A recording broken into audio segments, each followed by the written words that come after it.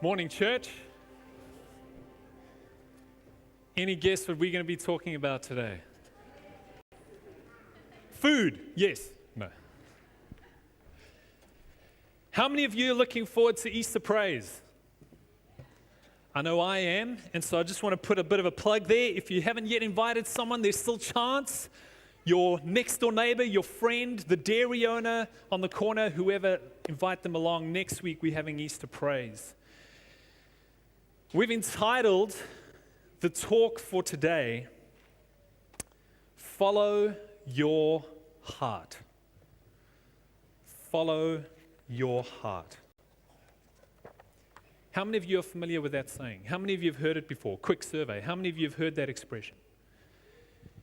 How many of you think or have applied that expression, that principle? Follow your heart. I have one time, and I want to tell you a story about that. This was when I was a little bit younger. I was still busy studying. I was living back in South Africa and studying theology, but I would come back in the December, January holidays and spend some time here with my family in New Zealand, and I'd work. I'd work at a place called Yarrow's, the Bakers. I was a freezer boy where I'd be packing containers, making up orders, and just keeping the freezers, in good condition. It was the cool job at the bakery. Everything else was kind of, this is where the men worked in the freezer. We got danger pay. Yep, it was risky. And you could earn quite a lot of money because of course the regular guys, they'd want to be having the stat days off over Christmas, New Year, and we'd come as students and we'd work all those days and coin it. And so what was even better was when I'd go back to South Africa. Now I'd made something like $1,000 over the holidays while working at the bakery. Then I'd go back to South Africa and you just times that by 5 or 6. And I'm sitting with 5,000, 6,000 Rand when I get back to where I'm studying. So that was awesome. And this particular time, I came back with about 5,000 Rand, and a whole group of us, we just moved into a flat, and we were going to go flatting. I moved out of the dorms. Now, in the dorms, I used to love watching football. Tuesday nights in South Africa, Wednesday nights was Champions League football. Anyone follow Champions League football? What? Okay. So I used to love watching football, Champions League football, but now we'd moved into a flat and we didn't have a TV. No one who was moving into the flat had a TV. So I rock up with 5,000 Rand. Now this was back in the day when flat screen TVs were like just coming in, and not your flat screen, not even plasma, LCD, nothing like that. They were like a tube, but with a flat screen. You guys know what I'm talking about. Okay, that was cool. That was like, hey, there's a flat screen TV, and my 5,000 Rand was going to be like just enough to get that. And if I bought the TV, they threw in a sound system, so I got a surround sound system and everything with that. So my heart was telling me, if we want to make this flatting experience awesome, if I want to be the man, be able to watch my Champions League football, be able to, create this great experience for all the guys, I need to get that TV. That's what my heart was telling me. And I'd heard this principle before. I'd heard it said, just follow your heart. Just do what your heart thinks. That's the way to live. And I had a friend at the time, and he was a little bit different. He was more business savvy. And when he heard about my 5,000 Rand, he kind of tapped me on the shoulder. He said, Norman, let me tell you about something that is busy happening. This was the government was busy privatizing a lot of its state-owned assets. Okay, we're familiar with that idea here. And they were going to be floating the only telecommunication company in South Africa, Telecom. Okay, state-owned. They were about to float it onto the stock market. So picture this: in a country of millions of people, a telecommunications company that has a monopoly. Okay, they're about to float that onto the stock market, and they were selling the shares dirt cheap because they wanted your everyday South African to be able to access it, to be able to get into it. And so my friend tapped me on the shoulder and he said, just some of that 5,000 Rand, just some of it, why don't you think about investing it into buying telecom shares? And I thought about it, I looked at it, and I realized this was a good option. This was like a sure win when it came to investment. The monopoly in telecommunications, the future is telecommunications, this company about to be privatized, here's an opportunity, I should go for it. But then I heard my heart. And my heart was saying, that TV with this, and long story short, I bought the TV and I got this surround sound system. The shares, they were floating the shares at 20 Rand a share, okay? With 5,000 Rand, I could have bought a bucket, okay?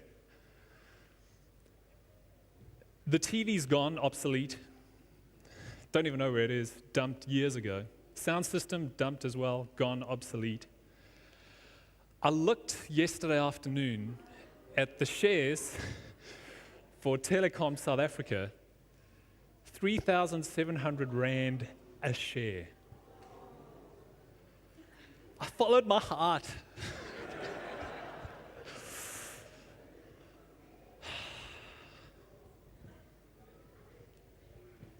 No one had told me about Jeremiah 17, verse 9.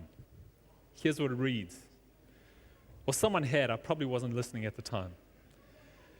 The human heart is the most deceitful of all things and desperately wicked. Who really knows how bad it is? Interesting, the human heart is the most deceitful of all things and desperately wicked. That word deceit, any of you know where that comes from? It comes from the word Jacob. Anyone name here Jacob? Sorry about that. It means deceit, okay? And the whole word comes from when Jacob and Esau, these were twins, and they were born at the same time to Isaac and his wife. And when they came out, Jacob was holding on to Esau's heel. He was clutching his heel. And this Hebrew word, deceitful, means clutching the heel or tripping the other one up, tripping them up. You know when you ankle tap someone? That's the whole kind of picture it gives. The heart trips us up continually. It's deceitful among all things. I wish someone had told me that back then. Today we're going to be touching on this often very delicate subject of money. And we're not going to be talking about money in general.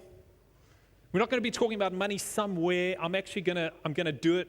I'm going to be risky, and I'm going to talk about your money, your personal finances, and I'm going to talk about my money. Some of you might be sitting and you're thinking, Norman, I came to hear a spiritual message from the Bible, and I came to hear something about grace and salvation. What are you telling me we're going to talk about money? I would have gone to a seminar or a finance guy if I wanted to do that. Well, the reality is, if you were to read through the pages of the Old Testament and the pages of the New Testament, you will find that the most commonly spoken about topic in all of the Bible is money. It's money. What is also interesting, or what this ultimately means, is that we've been, if you've been here with us for a while, you know we've been doing this series, Fan or Follower. And what this basically means is if we are going to be serious about being followers of God, about being followers of Jesus, then we need to take a look at what the topic that comes up most often in His Word. And this is the topic of money. Now, despite what some people think, it's not necessarily the topic of giving money. Most often, what is spoken about when God talks about your money is how to manage or how to wisely manage your money. Because the principle is, or the principle at play is that if we are to be followers of God, followers of Jesus, and our finances or our personal finances are out of whack, we can't be followers of God, followers of Jesus on this side, but on this side of our lives, our personal finances and how we manage and use money is out of whack. The Bible will tell us, if you were to read, that there's an inconsistency with that. Rather, God in His Word has given us ideas and instruction about how to best utilize, best manage money. I can hear some of you sitting in here thinking, you're like, you know what, Norman, when it comes to personal finances and faith, to me it's like politics. You just don't mix the two.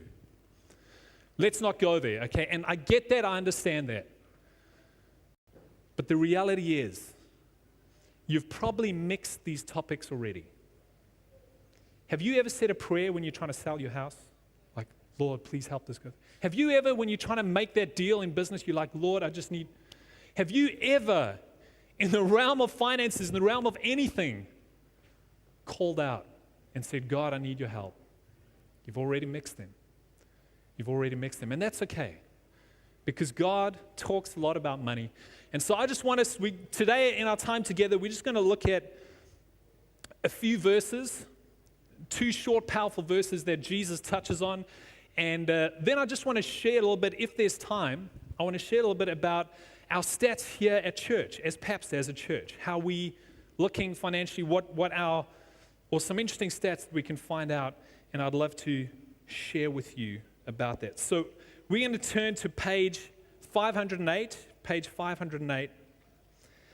and this is Matthew chapter 6, verse 19 to 21, Bible in the seat pocket in front of you, page 508. That's the only one I'm going to ask you to turn to, so if you want, you can keep your finger there and have a look, have a read. Here's where Jesus, he's talking to the crowd. This is known as his Sermon on the Mount. This is where, early on in his ministry, he's sitting on the mountainside talking to a whole lot of people, talking to the crowds, and he shares just some interesting information about the kingdom of God, about who God is, about what God calls us to. And in this sermon, if you ever have a chance to read it, go ahead and read it. It's a beautiful picture of God and the kingdom of God that Jesus brings out. But in it, Jesus talks about money and possessions. And we're going to start in verse 19, and here's what he says. Don't store up treasures on earth, where moths eat them and rust destroys them, and where thieves break in and steal. Store your treasures in heaven, where moths and rust cannot destroy, and thieves do not break in and steal. Wherever your treasure is, and this is what's important. This is the principle that Jesus was busy leveraging, and when you hear it, I'm sure you know it, you'll probably be able to look at circumstances in your life and you're like, yep, it's true, it's true. Even if you're not a believer, even if you don't call yourself a follower, you'll hear what Jesus is saying here and you're like, I can see how that plays out in my life, in other people's life, all around me, all the time. And here's the principle, why Jesus says this. Now I've lost it. Because he says, verse 21, wherever your treasure is, there the desires of your heart will be also. Wherever your treasure is, there the desires of your heart will be also. You might have heard this said this way. Show me where you spend your time and your money, and I'll show you what you treasure. I'll show you what you value. Show me what you do with your time and your money, and I can tell you what you value in this life above anything else. So ultimately, what this verse is teaching us, what Jesus is saying, we have a heart theme going. We all did. So here's a heart. And we've entitled this, Follow Your Heart. But what Jesus is saying with these verses, this is ultimately what happens. Wherever your treasure is, what happens? Your heart follows your treasure. Your heart follows your treasure. In other words, if you wanted to know, let's take me for example. I'm gonna put myself up here. It's easy for me to talk about you. If you want to know where my heart is, this is what God is saying. You know what? Norman preaches a lot. Norman preaches and teaches up here, and he knows a lot about the Bible. That's awesome. That's good. You know what? That's really cool. Yep, he might be gifted and talented in some things, but that's great. But that's not where I'm going to look if I want to know where Norman's heart is. He says, you know what? You might even grab Norman's Bible, and if you look at Norman's Bible, it might be falling apart because it's been used a lot, or maybe it's been thrown out and whatever it is, but his Bible's falling apart, and you can deduce what you want from it. And you can hear that he has a lot of understanding and know a lot of stuff about the Bible. But Jesus says, you know what? That's not what I'm going to look at when I'm trying to find out where Norman's heart is. What I'm going to look at is his visa statement. What I'm going to look at is his bank statement. What I'm going to look at is what he spends his money, what he invests, That's how I will know. Because Jesus understood the principle that in life, and we see it acted out all the time, in life, what naturally happens is that our heart follows our treasure, our stuff, our money, what we place value on. You might have experienced this in some relationships before.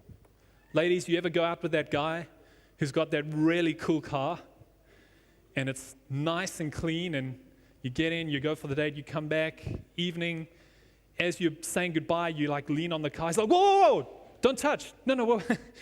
Just don't touch my car. What is that telling you? I love my car more than I love you.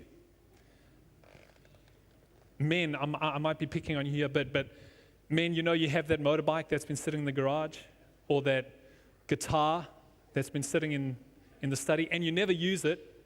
You never use it, and the wife comes to you, she's like, honey, finances are a bit tight, things that we're going to have to sell something so that we can buy shoes for the kids. And the dad's like, just don't touch my bike. Ever? No? Not you? See, for Liz and I, it was chocolate. One of the first heated arguments we had was over chocolate. And I should have realized something right then and there. This is before we got married. I should have realized something right then and there, because it hasn't changed. We were down doing the Milford track, and our parents had made up, those munchy things with chocolate and peanuts and all the stuff in between. Yep, so I come to my bag, and I only have raisins and peanuts. I find out Liz has eaten all the chocolate out of it. And then, when I tried to confront her about it, I was in trouble. I was like, how could I go there? And still to this day, yeah, I try not to come between. Sorry, babe, I should have. Sometimes in relationships, and this is what God is talking about, sometimes in relationships He's saying, I don't want to compete with your stuff. I don't want to compete with your value, valuing things, valuing money, whatever you've placed your value and your treasure in. I don't want to compete with that as God. I'm not in the competition game. So He says, you know what? I'm not going to compete with you with that. All I'm asking, all I'm wanting to say is you need to recognize wherever you place your value, wherever your heart will follow your treasure. If you value stuff, if you value this more than people, more than me, that is where your heart is going to be. That is where your heart is going to be.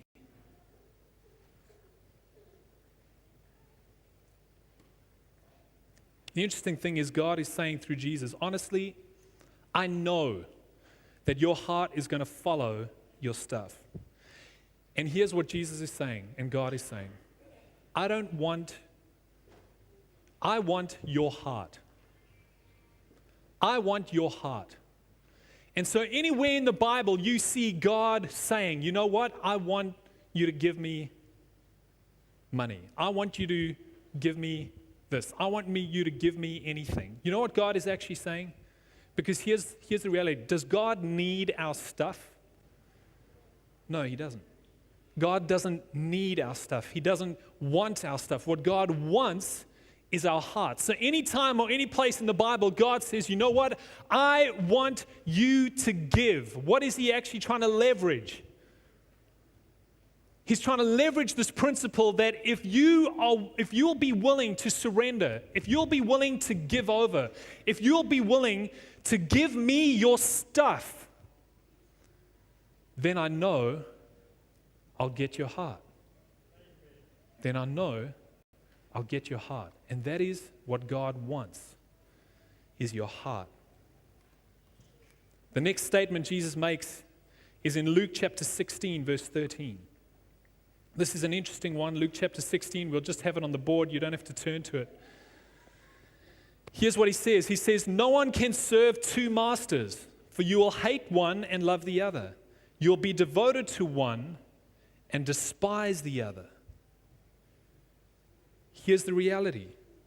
Here are the tensions. Here's the two tensions that you and I will have to face every day in life. Here's the two things that are warring within us that we have to recognize, that we have to, I guess, be aware of, and these tensions we have to deal with. And many of us might think, okay, that's an easy one. The two tensions, the two masters that are fighting for our lives. We might think, okay, yeah, it's God and the devil. We might think that. Or we might think, you know what? It could be God and humans, people. It could be God and politicians. I don't know. But he says the conflict, the struggle that you'll have, the tension that you'll have is you can't serve both God and money. You can't serve both God and money. The conflict you and I will face every day, the tension, is between honoring and surrendering to God or being absorbed and directed by money, by our stuff.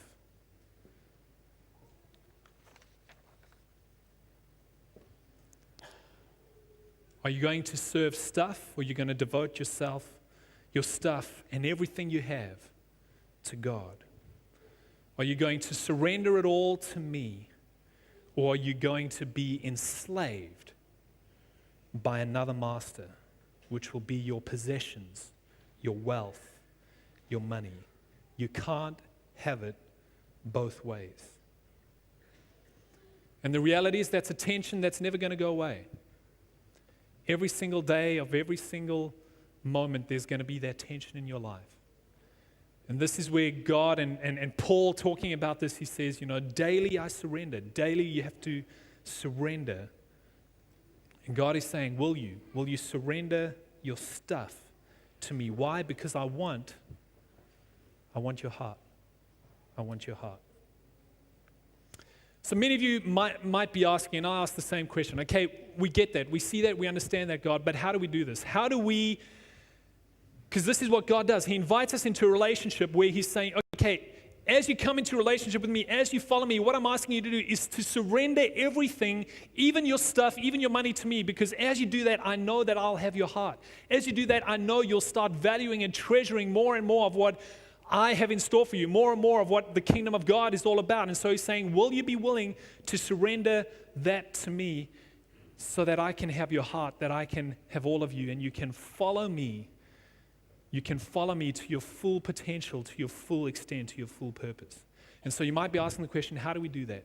It's easier said. We can recognize that and know that reality, but how do we do that? Last time I spoke about this, which was just over a year ago, I gave you guys a formula. I don't know if any of you can remember it.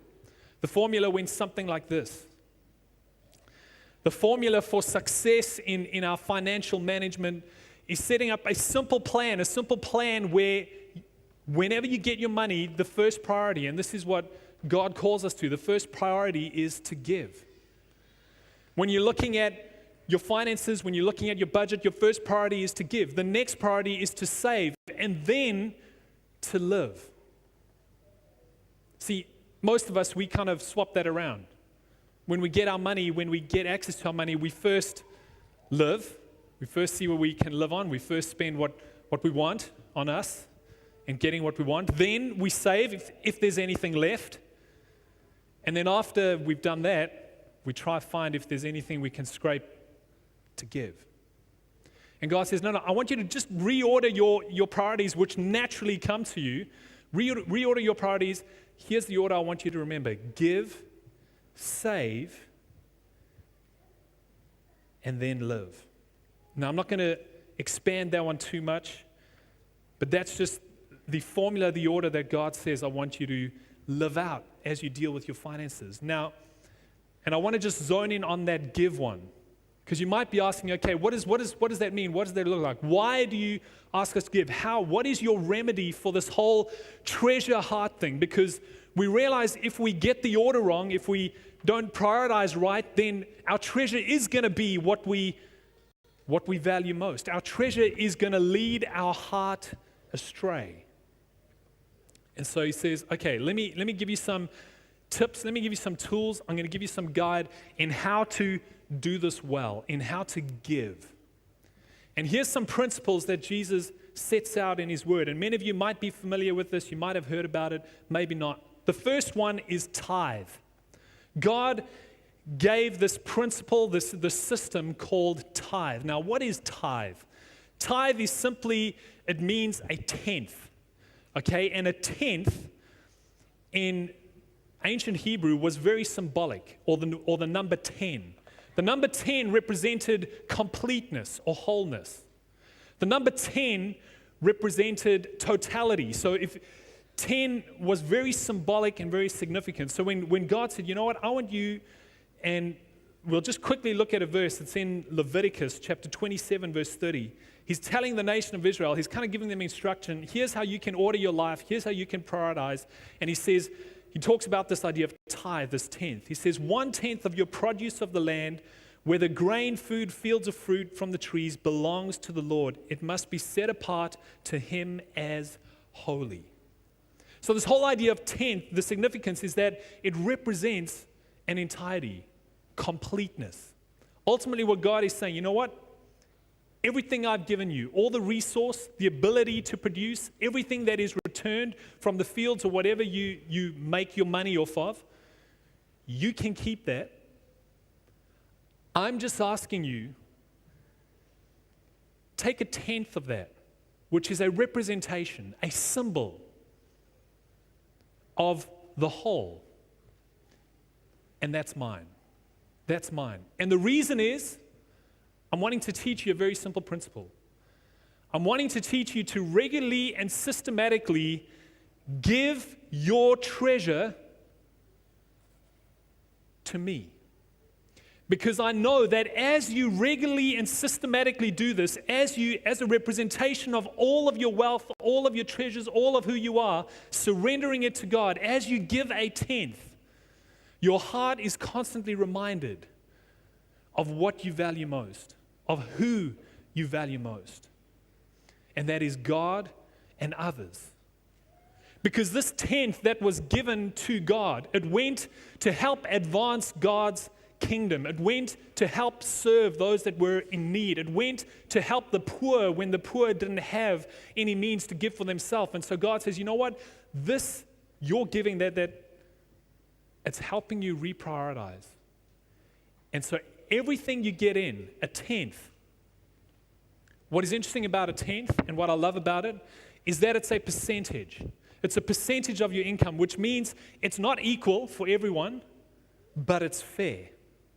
No matter how much you earn, no matter how much you get in, you might have a big piece of land, you might have a small piece of land. 1/10 is fair for everyone. If you can even say, the cost to everyone is the same. 1/10, that's all. Percentage giving. This was the principle that he put in place to help remind us, to help direct us to this very simple fact that our heart follows our treasure.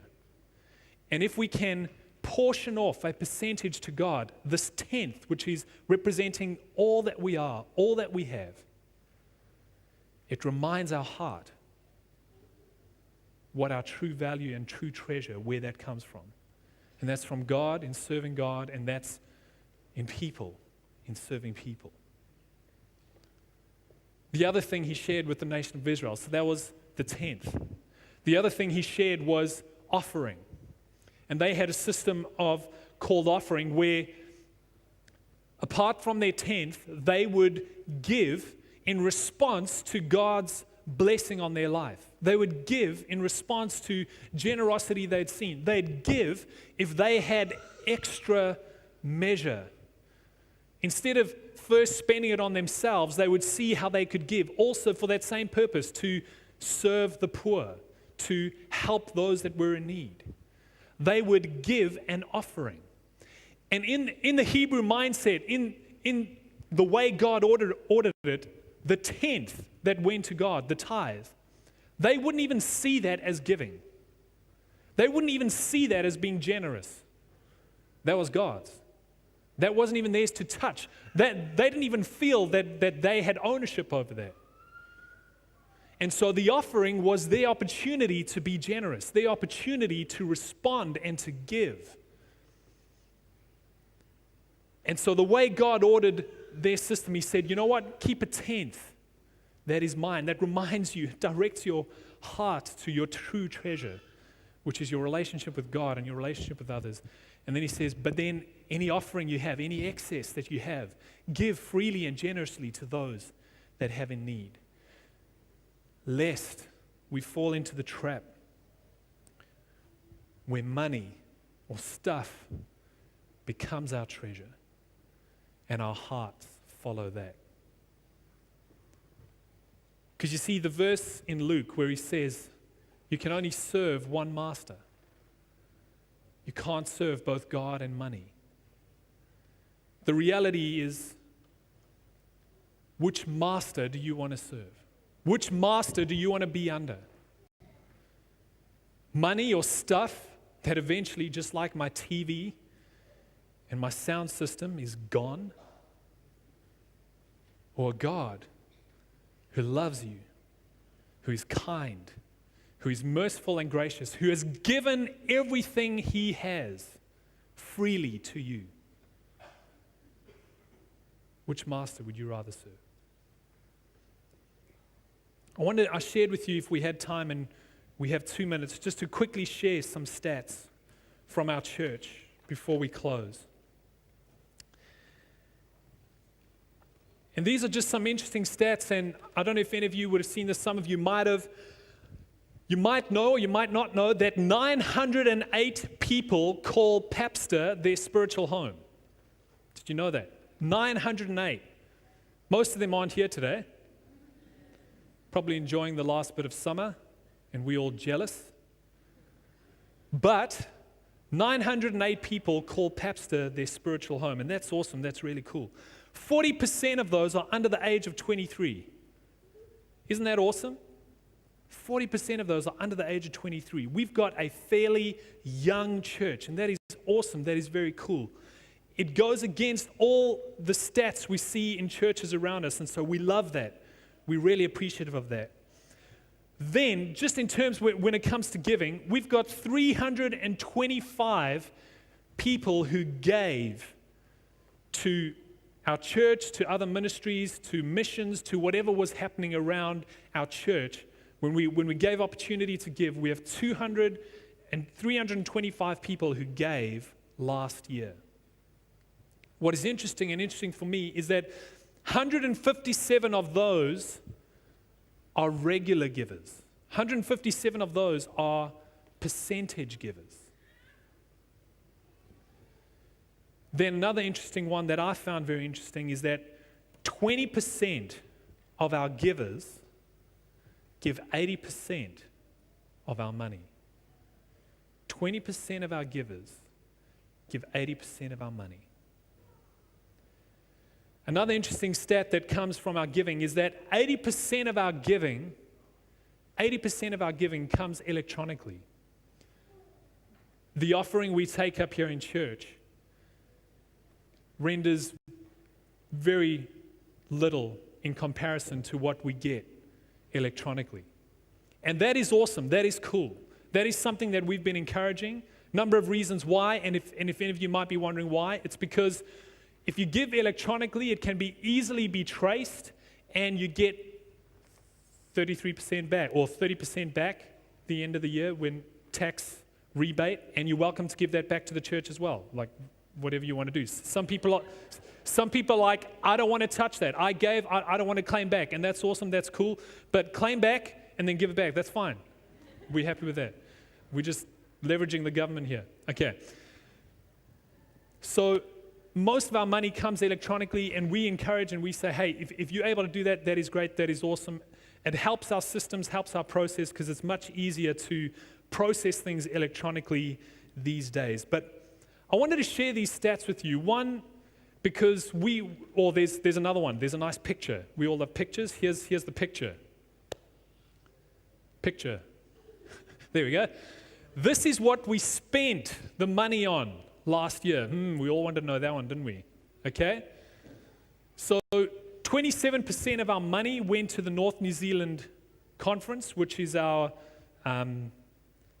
you could say, our corporate governance structure that administrate a lot of what happens, look after the churches around North New Zealand. So a lot of our money, and this is something that I see as a positive as well, a lot of our money goes to helping other churches and help resource and help other churches around North New Zealand. Only 2% of our money, we couldn't even put the figure in there, it's so small, only 2% of our money was spent on administration. 9% of our money went into operations and facility. So that's also a relatively small percentage. 8% of our money went into local ministries.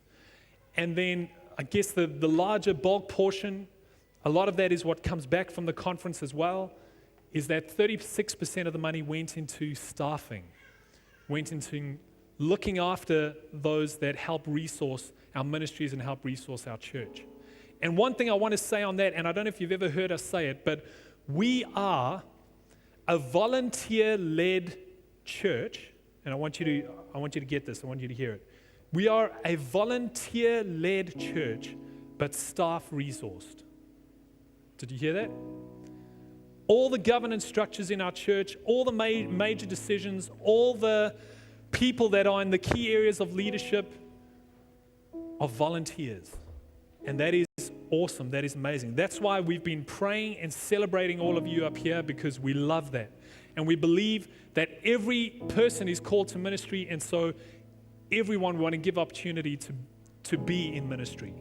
And so we are a volunteer-led church, but we are staff-resourced. And so that is our role as staff. We want to see how we can get alongside you. That's why we've given you the Right Now media. We just want to see how we can equip, how we can help you, how we can make sure you can do the ministry of the Lord that He's called you to do.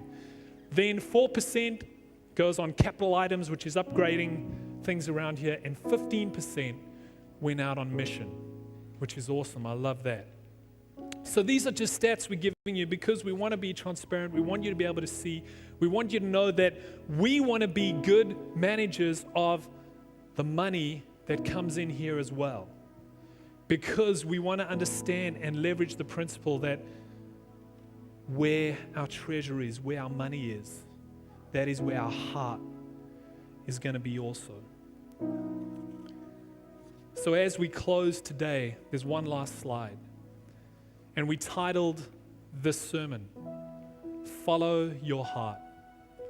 I want to discourage that. Really, I do. I'm still bitter. Don't follow your heart. Surrender your heart to God. Surrender your heart to God, and then lead your heart. Lead your heart to